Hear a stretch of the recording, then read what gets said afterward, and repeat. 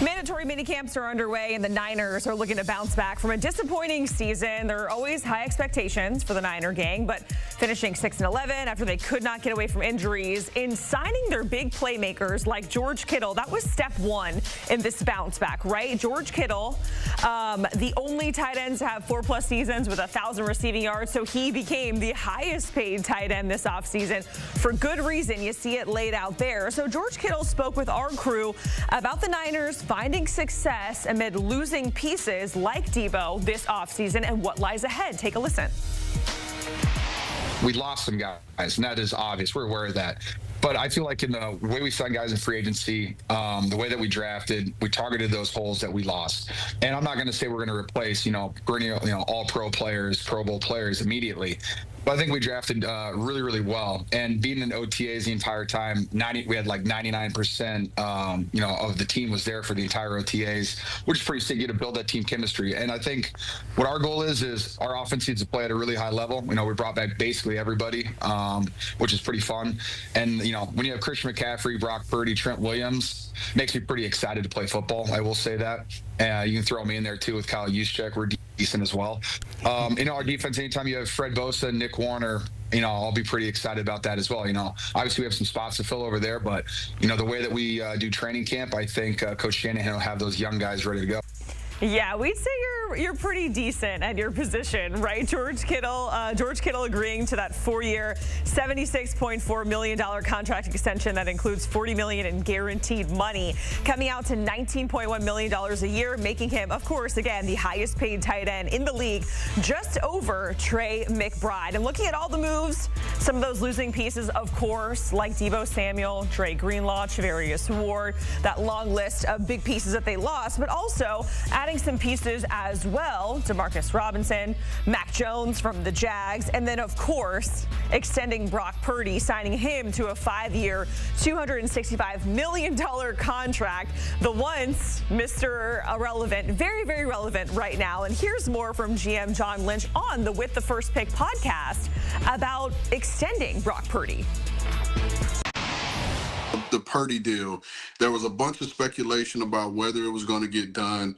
And I know how you operate, how you go about business. You were optimistic about getting the deal done the entire time. Can you talk to us a little bit about the importance of getting that deal done and why Brock Purdy is the guy to lead this 49ers organization? Yeah, I think the first part of it is to know that he is your guy. And that obviously, when you're making that big of a decision, that's everybody in that organization. Jed York better feel really good about that. And Jed lets us do our work. But when you're talking your quarterback of your franchise, everybody's got to be all in. And that was a really quick, think tank. We all got together and, we all felt passionately that Brock's the guy that we want to build around. And we want as our guy behind center for the foreseeable future and hopefully the rest of his career. And that it didn't take long. Brock's done so much for us from the day he entered, from the day he was the number 4 guy. And I remember being at practice and, it's a great illustration. There's a lot of old school NFL guys will say to guys coming into training camp, don't count your reps, make your reps count. Well, nobody ever painted that picture other than Brock Purdy, because early on in the days of camp as the last player taken, you're getting 3-4 reps and it's hard to really shine and make a turn people's heads when you're only getting that many reps. And it's really easy just to play it safe. He didn't play it safe at all. He'd get 3 reps in a practice and 3 of them, he'd get the ball into these small windows. And you're like, man, this dude, is it reckless or is it confidence? And what we found, it was confidence. And he was just, everyone starts looking at each other. When you start getting that look, you like, man, we may have something. Now, did we foresee what Brock would become? No. But things Trey got hurt. And next thing you know, we had brought back Jimmy Garoppolo. Jimmy got hurt against Miami. And then Brock goes in and they were it was Brian Flores. And we all know what Brian Flores, he's going to make life difficult on any quarterback. They were bringing the house on Brock. And I remember one of his early throws standing in there against that pressure, getting hit in the mouth and delivering a ball to Kittle over the middle. And he didn't blink. And wow, that was impressive. And so, Brooks, and then the type of person he is, what he wants to do in our community is just a really easy decision. Our guys love him. Our guys pull behind him. And he's an asset to this organization. And so we were able to get a deal done. His representative, Kyle Strongen, did a great job. We had good conversations early on, kind of laying out the roadmap, how we wanted to get this done. We arrived at a place where everyone was happy, and we did it. And I thought that was really good for the 49ers. We're back here on CBS Sports HQ. Jordan Giorgio and Logan Ryan with you, where we're locking into everything 49ers. With that, we have to begin, Logan, with our quarterback, who goes from being Mr. Irrelevant to the highest paid quarterback this offseason. But with that comes, of course, a lot of expectation, a lot of pressure. Do you see Purdy living up to it all? Yeah, absolutely. I think Purdy is going to continue to play at the level he's played at, which is where his contract paid him. They didn't make him the highest paid quarterback in league history. They put him right there at 7th. I think he belongs somewhere around there. He's won a lot of games since he's been here. And I think us in the media, we overvaluate the Purdy and the number and all this stuff. He plays for Kyle Shanahan. If Kyle Shanahan knows anything, he knows quarterback play. And if you could play well enough for Kyle Shanahan to be your guy, Kyle Shanahan gets the best out of people. But for him to want to pay Purdy and keep Purdy there, he's tired of trying to rehabilitate Jimmy Garoppolo's and players of that level. He likes Purdy. He knows the system. Shanahan's a fan of him. Shanahan got this deal done with Purdy. I think they pick up right where they left off, which is more 2022, 2023, not all the injuries they had last year. Yeah, speaking of those injuries, well, Purdy, as we know, can't do it all himself, but just like Niners fans, Purdy hoping to get one of his biggest weapons back and fully healthy, and that's, of course, running back Christian McCaffrey. It does seem like mission is accomplished in that department, getting him back to 100%. How significant of an impact do you expect McCaffrey to have right off the bat to start the season, though, Logan? A huge impact. He is that guy in that offense. I've been there. I played for the 49ers. I've ate breakfast with Christian McCaffrey every single day when we were teammates.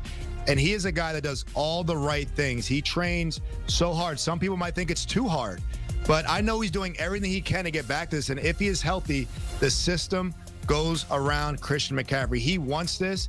If he's his normal self, feeling like his normal self, and those Achilles are not bothering him, he is going to expect that 2023 season from himself, not from me, not from the building. That's what he expects from himself. He's one of the hardest workers I've been around, and I know he has a high standard for himself. So if he is healthy, which I'm sure he's doing everything he can to be, and he feels good, he's going to expect a 1,500-yard rushing season and getting 80 catches out the backfield. That's just what he's been when he's healthy. Well, we'll wait to see that. Quite the schedule ahead of this team, featuring 5 primetime games. We'll go ahead and show you a look at the schedule for 2025 for the San Francisco 49ers. They've got 3 of those primetime games at home, Logan. What is kind of your record prediction for 2025 here for the 49ers, and are they going to be a legitimate Super Bowl contender this year? They are going to be a legitimate Super Bowl contender. They always are. They always have been, except for last year when they had all these rash of injuries. You look at Ayuk coming back this year off an injury. You look at Christian McCaffrey coming back off an injury. George Kittle got paid. He'll be back. Fred Warner had a broken ankle last year. He's back off an injury, even though he played it last year. So a lot of their key cogs are back and healthier than the year before. Of course, they lost some people. That's just how the league works. The Niners' expectation is always to get up into that Super Bowl. So I think when you're that type of team, winning your division at 10.5, 11, 12 games is always your standard. That's bottom line. Winning 11 to 12 games, getting to high playoff seeding, that is just the bare minimum of a Kyle Shanahan program. Their thing is, will they be healthy enough? Will they be coming together at the right time at the end of the year to win that Super Bowl? But playoffs, winning a division, they won't talk like this. I've been in the building. They won't talk about things like that. They're going to take it one game at a time.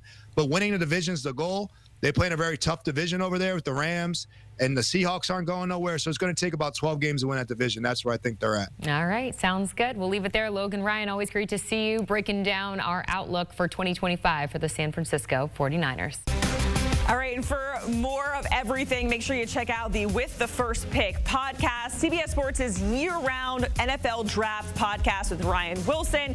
You can download, follow, and listen wherever you find your favorite pods, or you can watch right now by scanning that QR code on your screen.